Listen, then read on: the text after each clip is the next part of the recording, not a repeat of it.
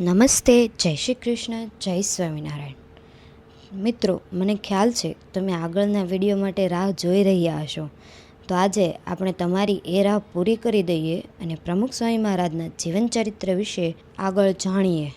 તો હવેનો પ્રસંગ આવે છે કુશળ રમતવીર. અધ્યાત્મ અને અભ્યાસની ગંગા યમુના જેવી ધારાઓ શાંતિલાલના જીવનમાં સમાંતર વહેતી રહેતી. સાથે સાથે આવડતની સરસ્વતી પણ તેઓમાં ભળેલી. વિવિધ રમતોમાં તેઓનું પ્રભુત્વ સૌને હેરત પમાડતું. તરવામાં તેઓની કુશળતા અનેરી હતી. તરતા તરતા તળાવના એક છેડેથી બીજે છેડે પહોંચી જાય, વચ્ચે ક્યાંય થાકે અટકે નહીં. તેઓને હંમેશા વ્યાપની સાથે ઊંડાણ પણ ગમતું. તેથી મસમોટા તળાવને હાથ ફંગોળતા ફંગોળતા માપી લેનારા તેઓ ઊંડે પણ એટલા જ ગરક થઈ જતા. કૂવા તળાવમાં ઠેઠ 20 ફૂટ ઊંડે જઈ પાણીમાં જે ઘડા ડૂબી ગયા હોય તે પણ લઈ આવે. ડૂબતાને ઉગારવાનું, તળિયે ગયેલાને ટોચે લઈ આવવાનું તેઓનું આ કૌશલ્ય સમય જતાં અનેક ક્ષેત્રે વિસ્તરેલું. ગામમાં તળાવ ભરાય એટલે મુખી વધાવવા જાય, પૂજન કરે, શ્રીફળ પધરાવે. તે શ્રીફળ કોણ પહેલું લઈ આવે તે માટે છોકરા તળાવમાં ખાબકે. આ સમયે ગામના અન્ય એક બાળક છોટું સાથે તેઓને તરણ સ્પર્ધામાં રસાકસી જામતી. તેમાં શાંતિલાલ ઘણીવાર વિજયી નીવડી શ્રીફળ લઈ આવતા. આ તળાવમાં સ્નાન કરતા તેઓને પગમાં 2 જગ્યાએ ઈજા પહોંચેલી.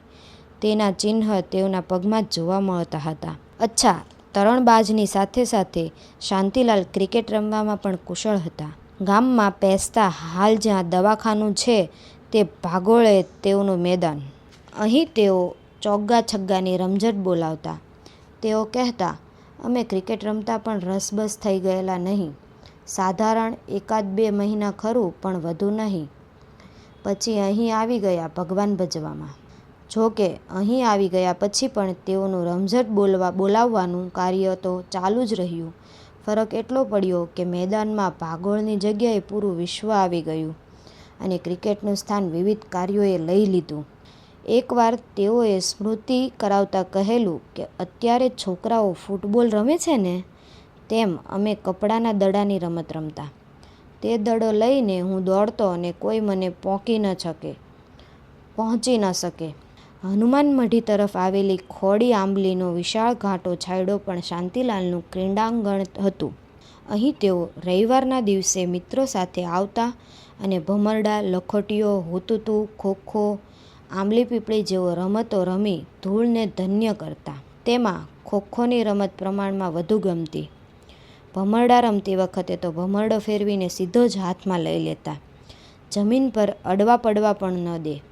આ વખતે તેઓની એક વિશેષતા નોંધનીય બની રહેતી કે તેઓ દરેક ક્રિયામાં જમણેરી હતા, પણ લખોટી રમતા ત્યારે ડાબા હાથે રમતા. તે વખતે ગીતાકારે વાપરેલું સવ્યસાચીન બિરુદ તેઓ માટે વાપરવાનું સૌને મન થઈ આવતું. પતંગ ચગાવવામાં પણ શાંતિલાલ એવા જ પ્રવીણ હતા. ઘરના છાપરે ચઢીને કે ભાગોળે જઈને પતંગો ચગાવતા.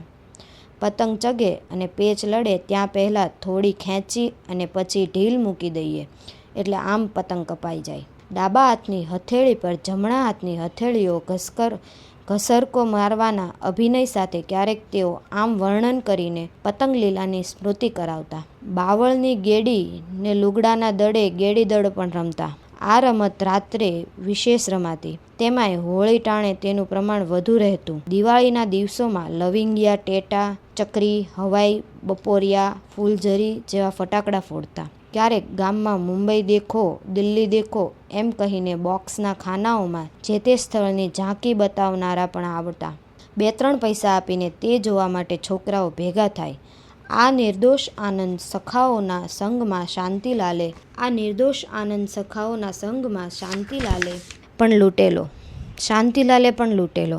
ગોપવાસીઓના ધન્ય ભાગ્ય ભણાવતા વેદવ્યાસે લખ્યું છે કે અહોમ ભાગ્યમ નંદગોપ વ્રજોકશામ યમનિત્રમ પરમાનંદમ પૂર્ણમ બ્રહ્મ સનાતનમ.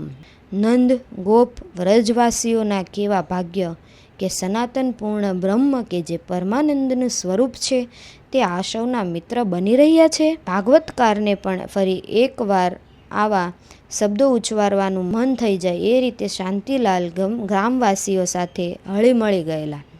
જો કે વ્રજવાસીઓની જેમ આ ભોળા ગ્રામજનો પણ તેઓ અનાદિ અને અનંત અક્ષર બ્રહ્મ સાથે ખેલી રહ્યા છે એ બાબતે તો સાવ અજાણ જ હતા.